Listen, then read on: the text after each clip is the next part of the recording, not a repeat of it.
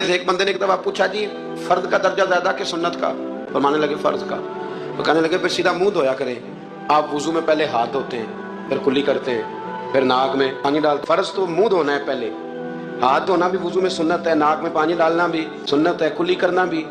تو آپ نے تو پہلے 3 سنتیں ادا کی پھر وضو۔ فرمانے لگے تم نے کہا ہے پتہ نہیں نا تمہیں کہ یہ میرے رسول اللہ کی سنت کی برکت کتنی ہے۔ شریعت حکم دیتی ہے کہ پانی معتدل ہونا چاہیے وضو کرنے کے لیے، نہ زیادہ ٹھنڈا ہو نہ زیادہ گرم ہو، زیادہ گرم ہو تو منہ جل جاتا ہے۔ اور شریعت حکم دیتی ہے کہ پانی بد ذائقہ نہیں ہونا چاہیے، اور حکم دیتی ہے کہ بدبو والا نہیں ہونا چاہیے۔ فرمایا اس لیے ہمارے نبی نے پہلے ہمیں 3 سنتیں دی کہ ٹوٹی کے نیچے نا ہاتھ کر کے دیکھ لو پانی زیادہ گرم تو نہیں، کہیں منہ نہ جلا لینا۔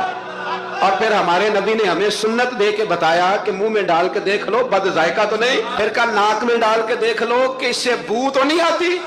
فرمایا مصطفیٰ نے کہا میری 3 سنتیں ادا کر کے اب چہرے پہ پانی ڈالو گے تو فرض ادا کرنے کا مزہ آ جائے گا۔